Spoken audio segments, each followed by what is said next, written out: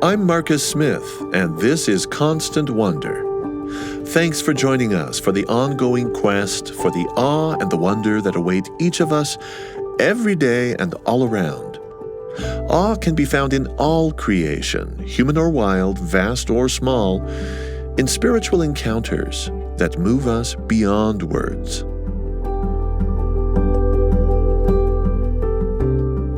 If you love something a whole lot, you can put a suffix on it. We've all met bookworms or bibliophiles, movie buffs or cinephiles, maybe you know a few francophiles who take vacation after vacation to Paris or the French Riviera. And even though arachnophobia is the far more common human condition, at least in theory it's possible to have arachnophilia. In this episode of Constant Wonder, we're going to meet somebody who can fairly be called topophilic. Topophilia has been described as a readiness to be astonished by place. Topos being Greek for place, and of course philia is Greek for love. But what if you loved a place so much that you decided to torch it, incinerate it, burn it right down to the ground? The burn was hugely important, and the day that it happened, I had been waiting for the burn for 18 months. And it felt like it was never going to happen. It felt to me like everything hinged on it. Paula Whyman has what can only be described as love for the place she had burned. She's author of Bad Naturalist, One Woman's Ecological Education on a Wild Virginia Mountaintop. Her overall motive was nature conservation, supporting and restoring native species. And while it may seem counterintuitive, controlled burning is a powerful tool, among many others, in the conservation kit.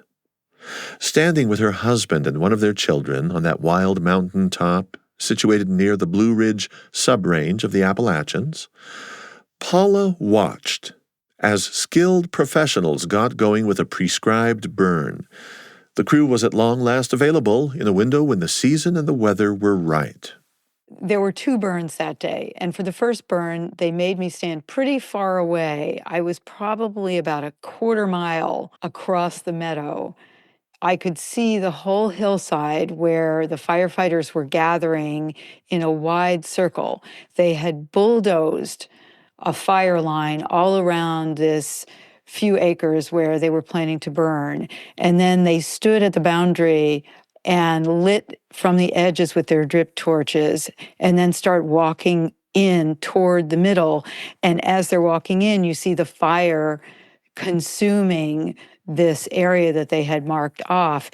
Really didn't take that long for smoke to fill that area, so that the whole field looked like it had disappeared in a cloud of smoke.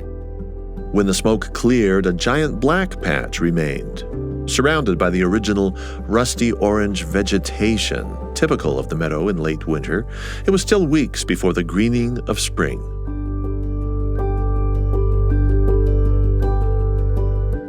Wildfire management by controlled burning is, of course, a classic scenario of method in the madness.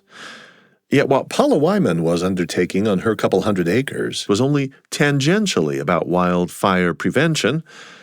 As I visited with her about her ecological education on this mountaintop, our conversation wove back and forth in a tapestry of colors, all tied up with the environmental health of this particular piece of land that she has come to love. Only one strand of that tapestry, as you'll hear, was ash black. But before we survey her full scheme of rewilding or restoration of this land, let's stick for a little while yet with the specifics of the burn. I wanted to know about the fire crew. 7 or 8 folks, some of whom were volunteers, some of whom were rescue squad workers, some were firefighters. The burn boss, who is a forester with the Virginia Department of Forestry, cut most of the fire lines with a bulldozer, which meant, in one case, going down a very steep slope with that bulldozer. He also monitored the humidity, the temperature, the wind speed constantly, because we're talking about this mountaintop is a highly erodible, dry, rocky place. And it's very important, obviously, that the fire not get out of hand. The region had recently seen drought. Trees, shrubs, thatch, forbs, and brambles were especially dry. Every precaution needed to be taken, even though it was still winter. Luckily, it all went smoothly until on this steep slope that they were burning, there was an invasive vine climbing up a snag at the edge of a forest. This snag, this dead tree, may have been a poplar, caught fire. And they ended up having to cut out a piece of fence, knock down this tree, which was probably 60 feet tall. They were still there after dark, working on it, just on this snag so that it wouldn't catch the rest of the forest. And that happened even though they had cut such a deep fire line that they had literally turned sod over. And there was literally 8 feet of dirt between the field they were burning and the forest. Everybody has a little bit of a pyro in them, just a tiny little bit of and I'm wondering if Sure. did it make your heart race at all? Did you kind of swallow a little bit just to see what was happening? Oh, it was very exciting. In fact, the second burn that they did, for some reason, they didn't make me stand as far away. So I got very close. My eyes were watering, and you could smell the smoke and the fire in the air. I was close enough that when a flame jumped up 15 feet in the air, which is kind of unusual for a low heat winter burn, I stepped back, just sort of automatically thinking, oh, am I too close? I don't know. Yeah. So obviously, everything you have described is a classic controlled burn. We're living in an age with devastating cataclysmic fires. A controlled burn is a completely different atmosphere. And so you're able to say that watching this happen filled you with an elation. You say you were elated. And that has to do with the reasons for burning this meadow. Was there a kind of a festive vibe going on for you and your family watching this? Absolutely. It was thrilling and exciting that such an important step was finally happening, that was really happening. We had had false starts before during that year and a half when we were waiting. And at some point, it was kind of like a kid thinking they'll never go to Disneyland. I really thought this may never happen. So when it did happen, it was such a relief and a real milestone. My goal was to bring back native plants to the meadow.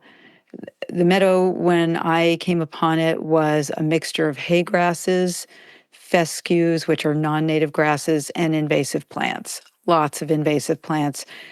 The reason I wanted to tip the balance toward native plants in the meadow was to create habitat for native wildlife that was otherwise losing habitat, for birds that were in decline. Grassland birds are in severe decline. Pollinators, butterflies, bees that are in decline. Native plants, wildlife, and insects support each other. They evolved together over millions of years, and they feed each other.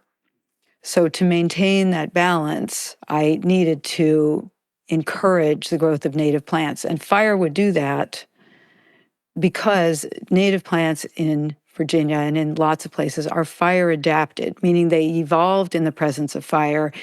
They need periodic burning in order to grow and reproduce more successfully. They'll produce more seeds, more fruit. They'll grow more quickly. They'll be healthier if they're periodically burned. And for the non-native plants here, that is mostly not the case. Burning mostly does not give them an advantage. So the big irony here is that you're sounding very much like an expert, a naturalist, somebody who is schooled in all of this, and yet you've got this book out called Bad Naturalist. So who is Paula Whyman to be able to be involved in any of this?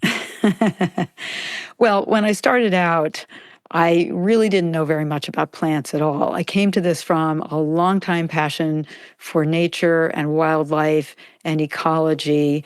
I was a kid who would let cicadas crawl on my arms and legs. I would dig holes looking for ants.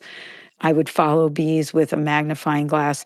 And I would go into these deep dives throughout my life on different creatures, lizards, carpenter bees, where I had to find out everything I could possibly know about them.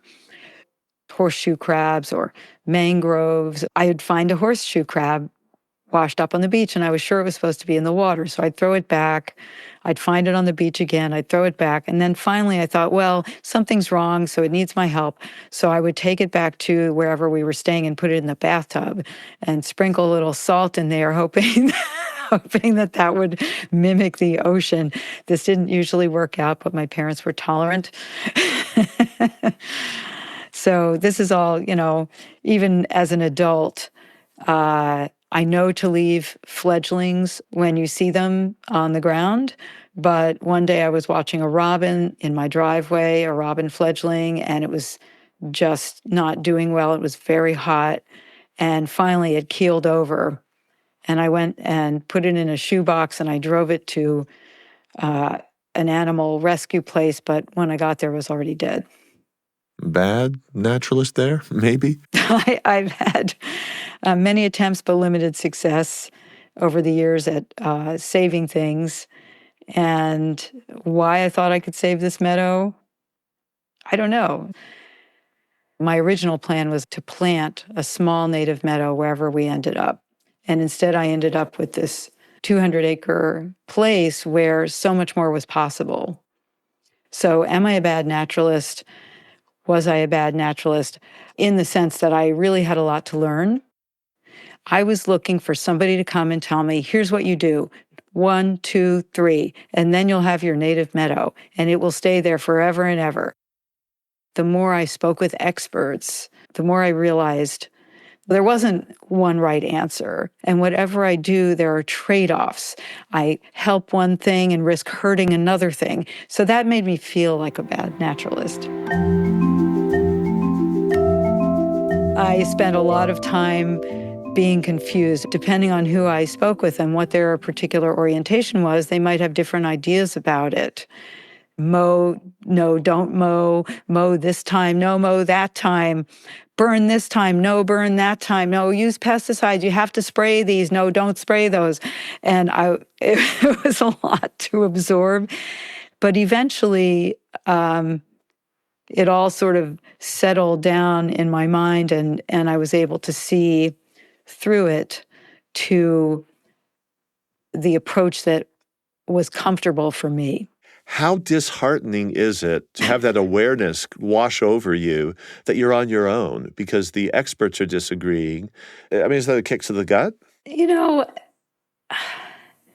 I guess I didn't see it that way. I was so appreciative of everyone's time, and people were so willing to come out and walk the land with me and teach me.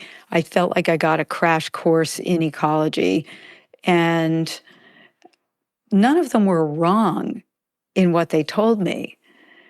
It was just, the question was, given what I wanted to do and how I felt about, say, pesticides, what was the right approach for me? So it was important for me to have all that input. And it was extremely confusing for me also.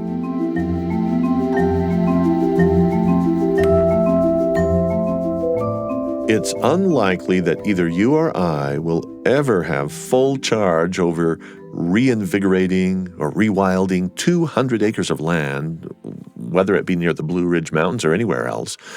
So by now you're likely wondering, how did Paula get into this pickle in the first place? This weighty responsibility for woodland and a big, big meadow. Certainly a pickle, but also a grand adventure.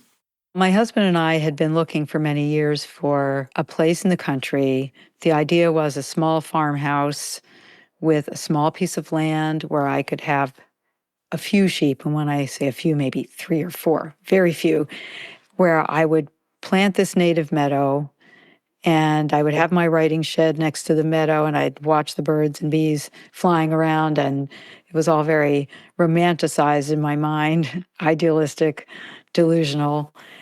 Then one day we were in Rappahannock County, which is where we were focusing our search. And someone said, oh, you have to go up and see the view while you're here. You have to go up to this mountain and see the view. So we thought, okay, sure.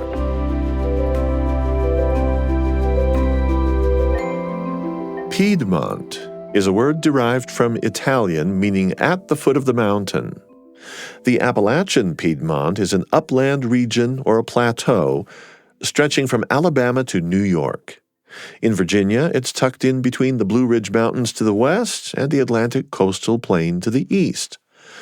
The piece of sparsely populated rural land with a great view, the one that somebody had recommended that Paula Whyman and her husband stop to see, was situated on a Piedmont prominence across a valley from Shenandoah National Park in Virginia.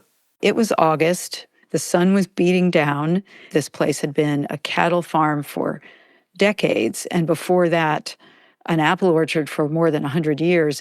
You could see for miles from this place that wasn't even that high. It was more the position. It was about 1,400 feet. And looking out at that meadow, which turned out to be 75 or 80 acres, I thought, wow, my plan to plant a native meadow of maybe an acre or two sounds very unambitious to me right now. On that first visit, Paula and her husband realized they were surveying a location that had been sorely neglected. It had been a while since anything had been happening there. It had gone to seed. The road was not maintained, and it was more like a trail. So we hiked up to the meadow, and there was a path mowed through all the vegetation because, as I say, nothing had been happening there in a while except the plants had continued to grow. It was jungle-like vegetation. The plants were over our heads, dense, green. And at that time in August, it was full of these yellow flowers that were over 6 feet high. So we were walking along this path that was just wide enough for, 2 or 3 people.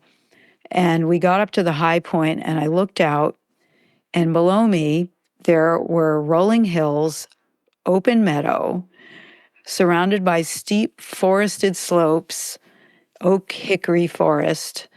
And beyond that meadow, you could see the Blue Ridge silhouetted. It was quite a spectacle. You painted a picture of somebody who wanted a soft light on a nice little cottage for riding in with some frolicking sheep and a very bucolic sort of romanticized thing. You actually ended up in a place with nasty stuff like snakes, ticks, thorns. Who? I guess I really mean to say why. Why would anybody get all tangled up in a daunting project to take on terrain like this, to do whatever it is that a naturalist, good or bad, might want to accomplish in an ecosystem like this that's been all neglected, left to run amok? I felt like this place needs me. Maybe that's a consequence of the stage of life where I was at that moment. My kids are in their 20s, and suddenly this whole part of my brain that used to be used for logistics and planning when you have kids in school and so on was freed up. And I could have kept just writing, doing whatever else I was doing, but I felt a need to use that part of my brain for something special, that new energy that I had for something that seemed important.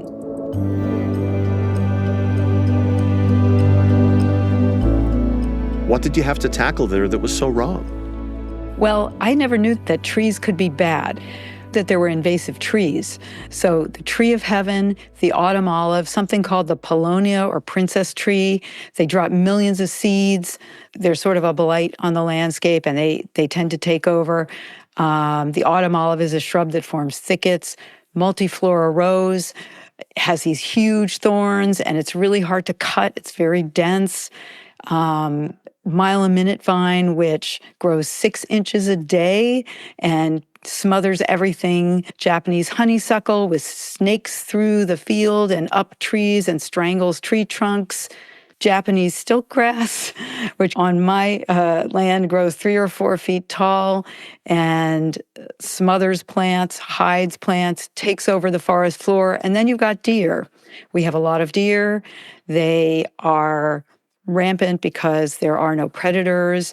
People think coyotes eat deer. They don't. Bears don't eat deer. They might take a fawn, but they're not going to take an adult deer. So we have way too many deer, and they eat all the native plants. They trample and eat the understory, and they allow things like Japanese stiltgrass and garlic mustard to get into the understory and prevent the trees that we want, like oaks, from growing into seedlings and maturing into trees. Soon after acquiring the property, Paula wandered through the meadow with a forester who advised conducting the battle of ecological restoration on 2 fronts. First, minimizing the presence of invasive plants, and second, minimizing the presence of deer. Now, if you happen to have a tender heart, just how can you justify that? Well, I'm from one of the many Bambi generations. I was scarred by that film. I think deer are adorable, and I don't like killing anything. I don't even like killing a beetle. So it was hard, but the reality is that the deer are so overpopulated that they don't have enough food. They get sick. They have this chronic wasting disease, which is horrible, and they suffer. If we still had wolves and mountain lions, we wouldn't have so many deer.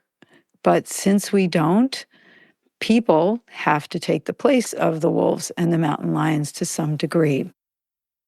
Paula may or may not remember this little cinematic detail. In the movie Bambi, the humans are never shown.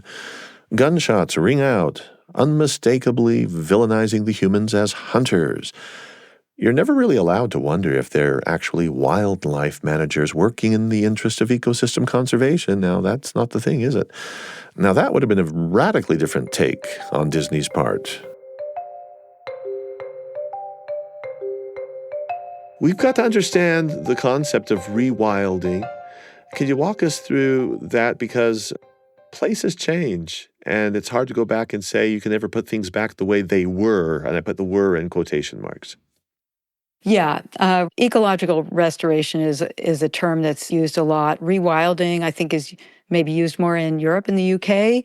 Rewilding, to me, also involves animals. For instance, Isabella Tree, whose book Wilding was a big inspiration for me. She allowed her 3,000 plus acre farm in Sussex to go back to nature, and she introduced animals that would mimic the behavior of animals that once lived there but that weren't available anymore, native animals. And so she introduced animals to take their place. In ecological restoration, you might or might not use animals as proxies for those earlier animals. Like bison and elk would have lived on the mountain many years ago, but they were wiped out from Virginia.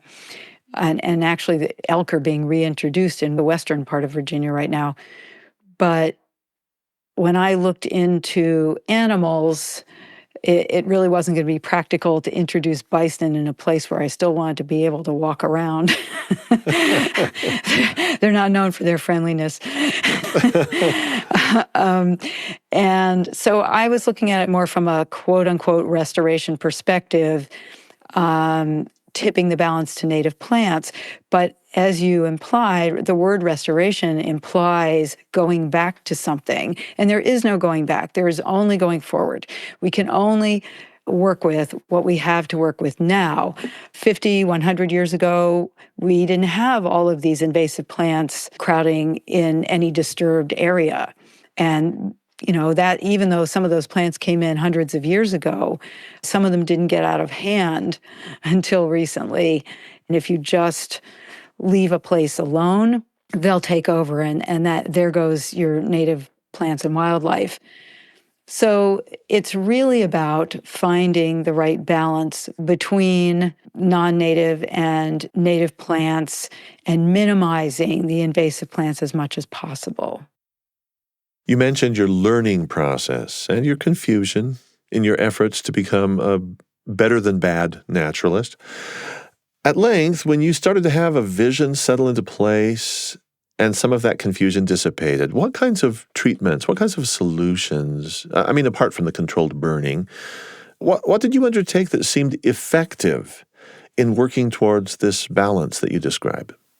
Well, I did a combination of mowing, bush hogging, and forestry mulching. And bush hogging and forestry mulching are sort of like mowing on steroids. You can use them to deal with larger, denser vegetation. Forestry mulching is almost what it sounds like. Everything is shredded.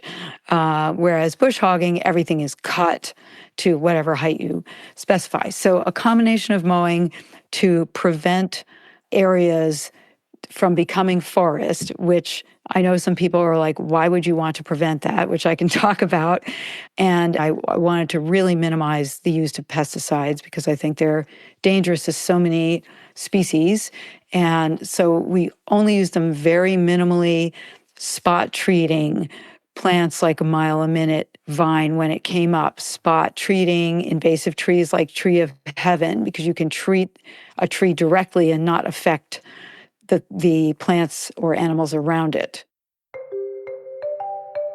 So one of the things I've learned from Paula is that a bush hog is not a feral pig. It's good to know.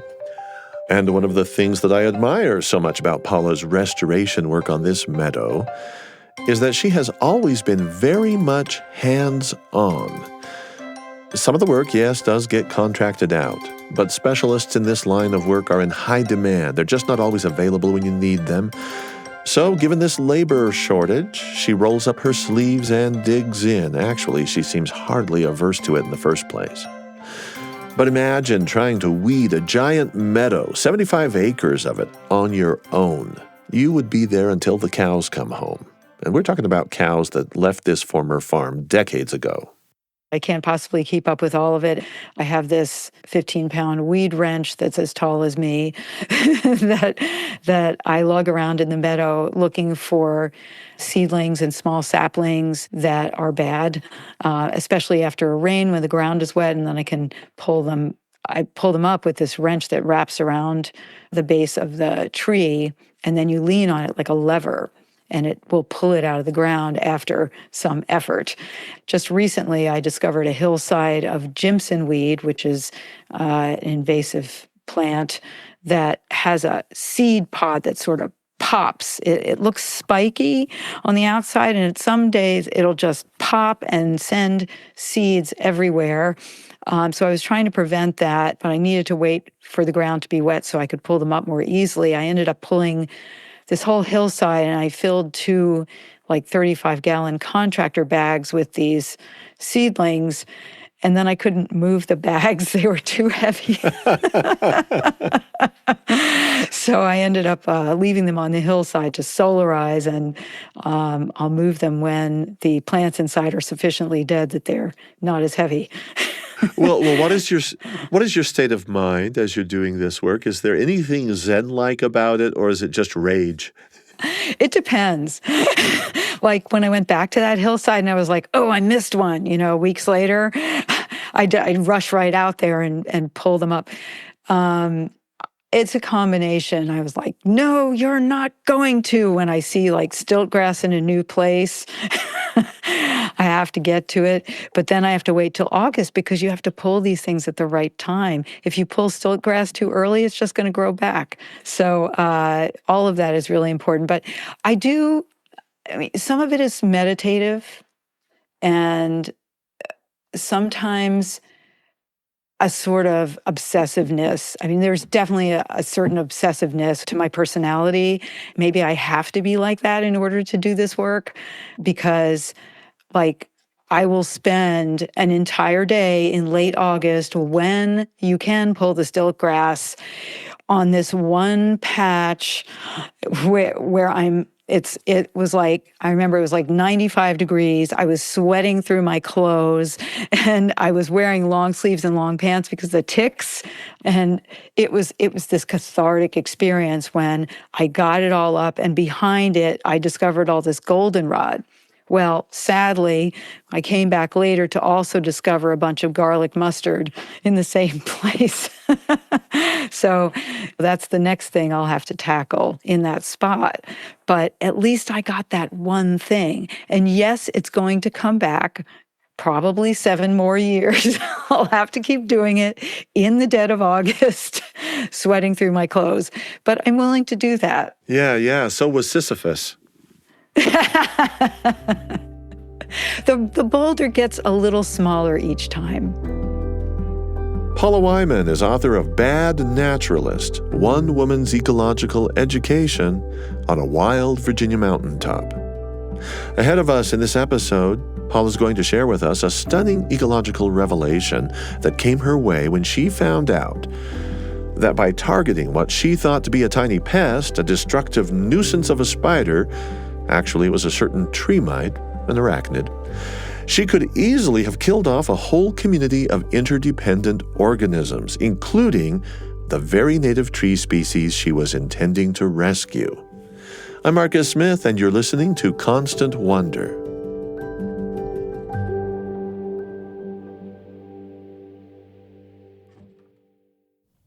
I'm going to pause for a brief moment here to thank you for taking time for Constant Wonder, for this podcast, naturally, but even more importantly, for constant awe and wonder in your own daily life.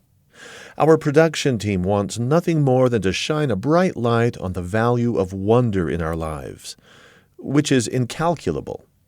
So it's deeply gratifying whenever we get a signal that we're on the right track, like when we received the Gold Signal Award in the category of Religion and Spirituality. And just recently, Constant Wonder has been designated one of 5 nominees for the International Webby Award in the category of Podcast Documentaries. Now, as much as we're flattered by these honors, our true aim is to extend the influence of Constant Wonder far and wide to benefit more and more people. That's where you come in. Would you please take a minute to cast your vote for Constant Wonder as recipient of a People's Voice Award in the Webbies? All you need to do is follow the link provided in the show notes, wherever you get your podcasts. I'm sincere when I say it's not about the honor of winning. It's fundamentally about helping us reach more people through this podcast with transformative experiences of wonder and awe. Thank you. You said that you had this feeling that this place needs me. There are a lot of places that need us. Lots of places that need us. And yet, is it just any place that needs you, or was it this place that needed you? I'm just wondering about how quickly you felt like you had a relationship to a particular place. Well, my first feeling was being completely overwhelmed by what I was looking at. Acres and acres of yellow flowers, these rolling hills. I had no experience with land. I had never aspired to own land. When we were looking around, I was more focused on the utilitarian part of it, the farmhouse where we would live, the sheep that I would raise, the vegetable garden that I would plant, the meadow that would attract bees. I wasn't thinking about it from that other perspective. So looking out at this vast place and thinking of taking it on, I'm not sure I can explain why in that moment I thought, oh, this is what I'm meant to do. Learning all about this mountain and what's living here and what it needs. And I didn't even know in that moment what it might need. But I knew that it had been let go, and that from an ecological perspective, it probably needed help because of that. You just made mention a moment ago about the concept of ownership and that you had never really thought about owning land. In fact, I'm going to quote you here in the book you've written. Do I own the soil and the rocks and the mosses, the toads by the pond, the dung beetle too? I can't quite get my mind around it. And then later in the book, again, you reiterate this. Do I own the lichens that are attached to the rocks that are embedded in the earth? let's play with this ownership notion just a little bit more, because to feel that a place needs you is kind of the reverse of ownership. No, it didn't feel like ownership. It felt like partnership. The more I learned about what lived there, what could be done there, what could be improved, what creatures and plants I could encourage, the more connected I felt with the place in a way that I had never felt connected with land before, maybe since I was a little kid, when I probably felt very proprietary about the yard where I would dig holes and collect bugs. And it's not a proprietary sense. It was more like I'm actually part of this, and my impact here is more than what I overtly set out to do, but also its impact on me is something that I didn't necessarily expect or anticipate.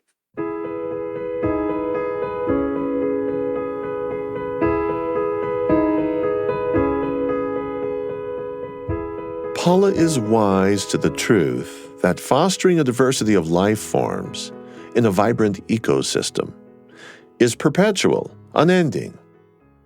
Nothing that is can pause or stay, wrote Longfellow. The moon will wax, the moon will wane, the mist and cloud will turn to rain, the rain to mist and cloud again. Nature morphs and shifts and evolves. But what can be accomplished by human hand in the foreseeable future? Paula says she's hoping to fill 75% of the meadow's total area with native plants. At present, native plants come in below 50%.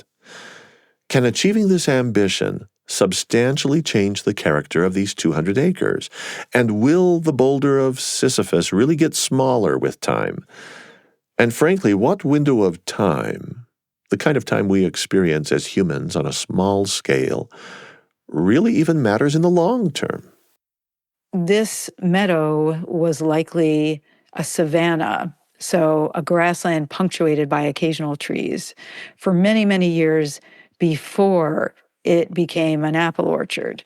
A scientist who studies grasslands told me that the way our meadow was situated, the number of rock outcroppings, the types of trees, the types of plants he was seeing, told him that at some point this had been savanna, and it wasn't all necessarily closed canopy, dense forest.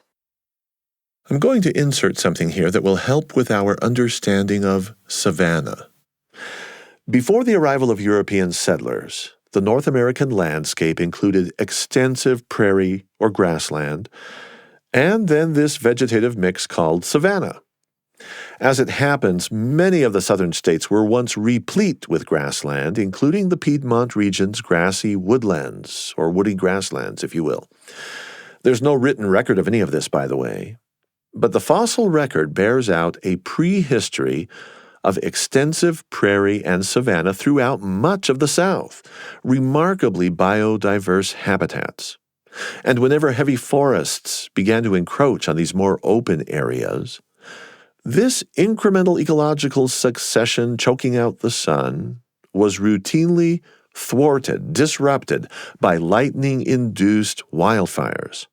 Also, there were indigenous peoples who kept forestation in check, and they did it with intentional burns. And after that, European farming practices entered the picture.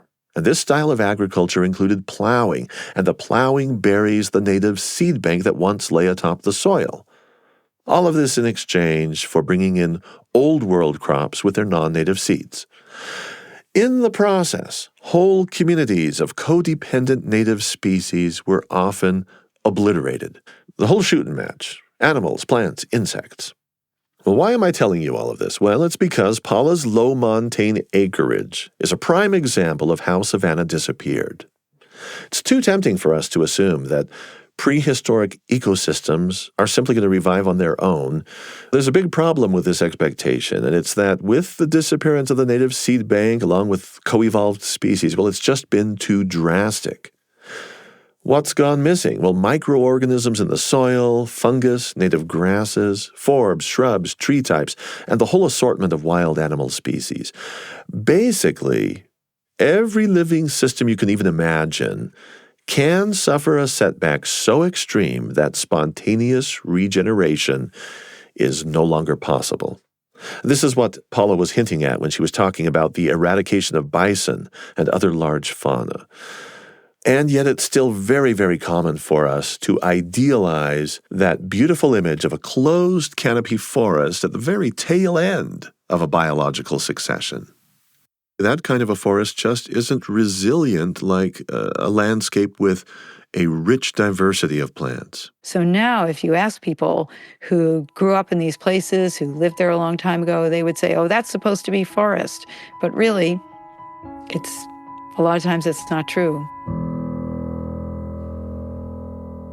You know, as much as I'd like to just take your word for it that you've been making some important inroads, that might be the wrong metaphor. You know what I mean.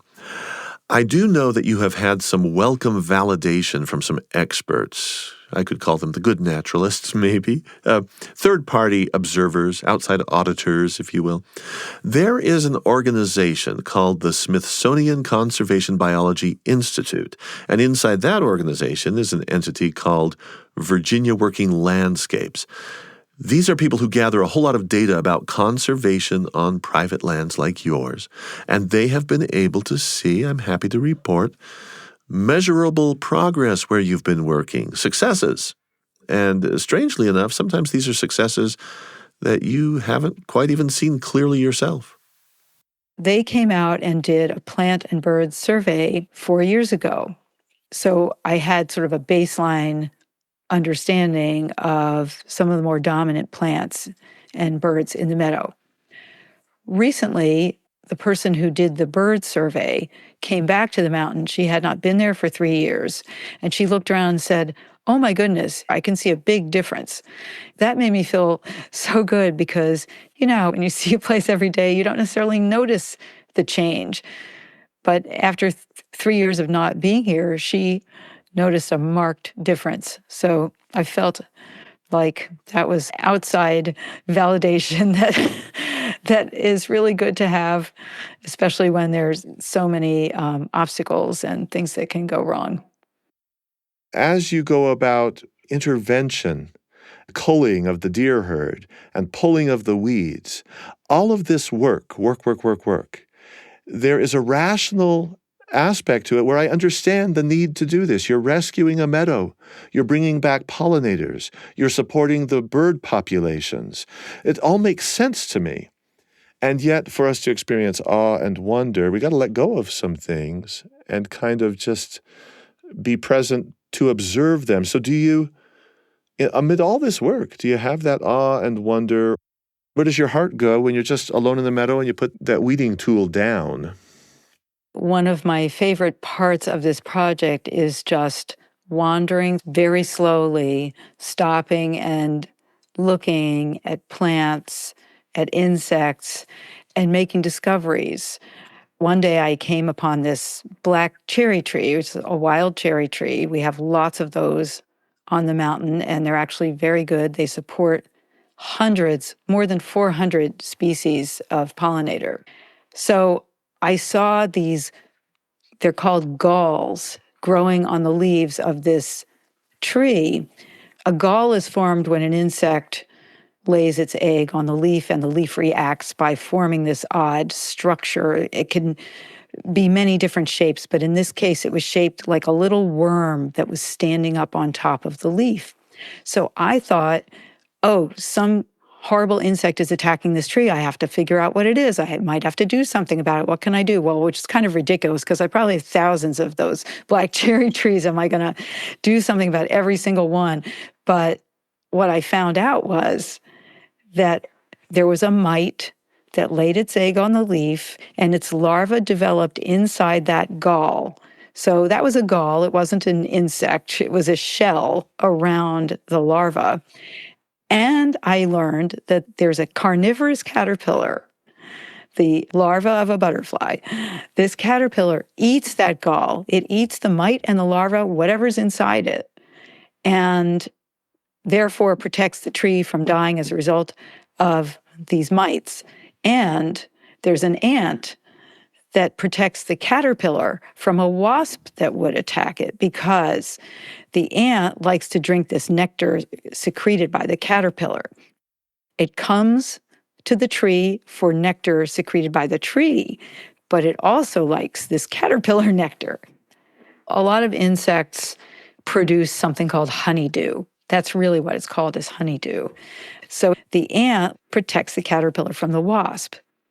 Now, if I hadn't learned about any of that and I just thought, oh, I should spray this tree to get rid of whatever that finger-shaped thing is on the leaves, I would have killed everything except for the mite inside that gall.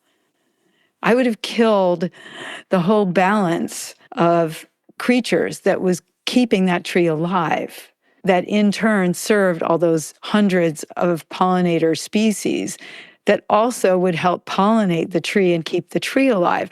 If it was going to be damaged by this one insect, what about those other 400 species? So things like that are just thrilling to me to learn. So I'm always wandering through the meadow, looking for those relationships so that I can figure out what's happening there. And I am figuring it out as I go along. And I'm 59 years old. It's nice to know that I can take on something like this. It's totally new to me. We launched into this episode with the word topophilia, love of a place. And you may remember that I also threw in the word arachnophilia, which apparently Paula Whyman has also acquired, now that she's been able to set aside her misunderstanding of mites. She's author of Bad Naturalist, One Woman's Ecological Education on a Wild Virginia Mountaintop. Nowadays, she resides about 90% of the time in a new home built right on this land. That was always part of her dream. She had hoped to live there, even before she owned up to what it would really take to care for a complex place like this. In just a moment here on Constant Wonder, we're going to round out this profile of Paula Whyman with some of her insights into our human place in this indescribably complex, wondrous world that we get to inhabit wherever we are. I'm Marcus Smith.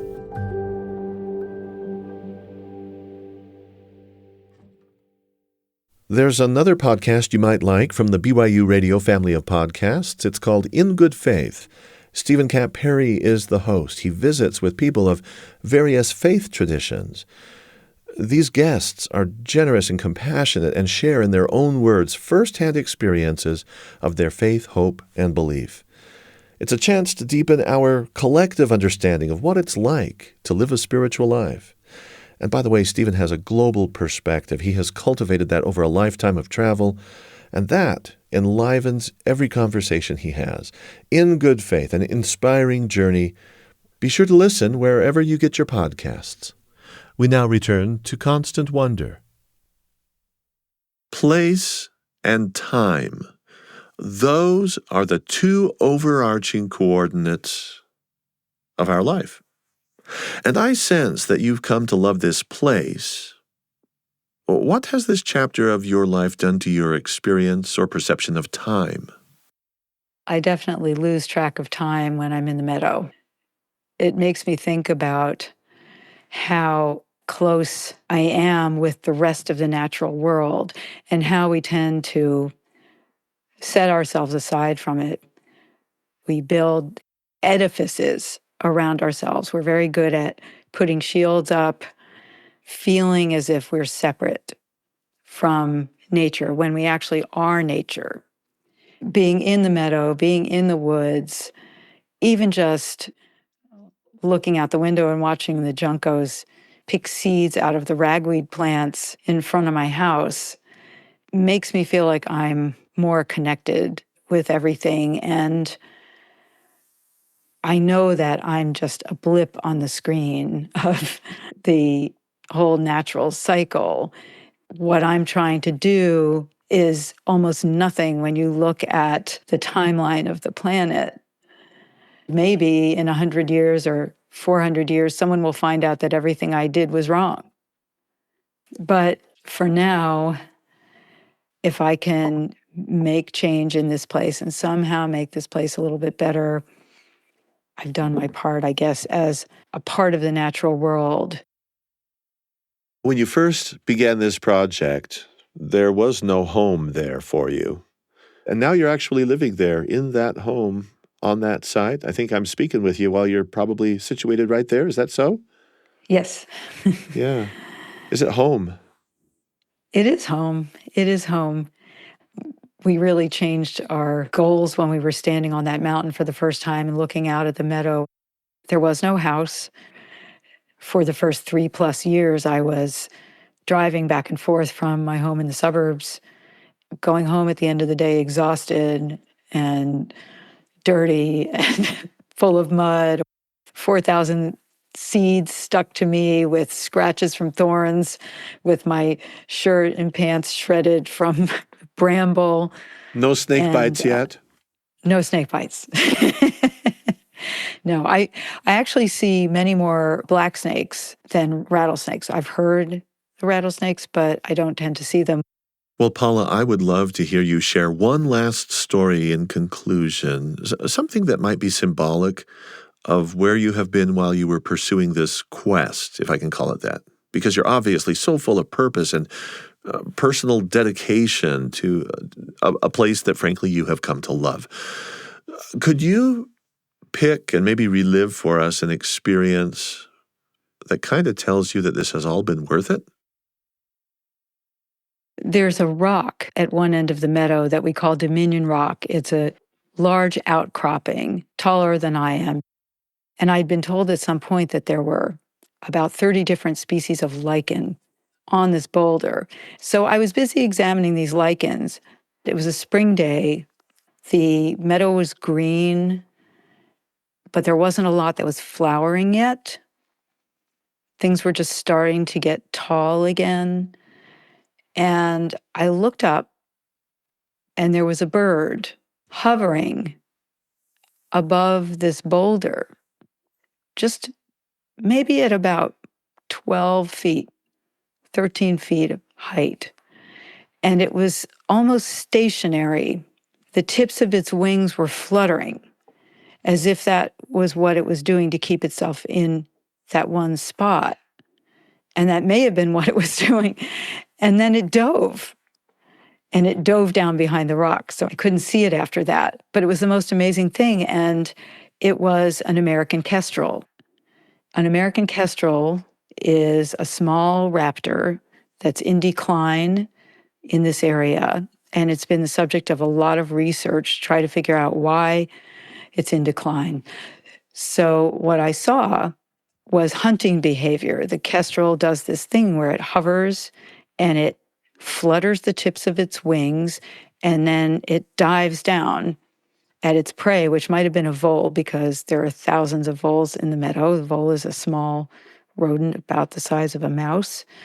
And in that moment, I thought, okay, I'm doing something right. I'd never seen a kestrel there before.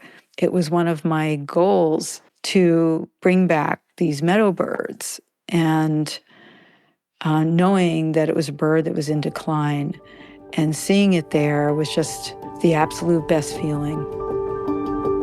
The writer Paula Whyman is author of Bad Naturalist, One Woman's Ecological Education on a Wild Virginia Mountaintop. This episode of Constant Wonder was produced by me with assistance from Tenery Taylor and Brian Barba. Sound design was by James Call. We'd love to hear from you about your experience with Constant Wonder, the podcast, and even just your own personal experience of firsthand, transcendent, meaningful, constant wonder and awe. Just email us your stories anytime at constantwonder@byu.edu. I'm Marcus Smith. Constant Wonder is a production of BYU Radio.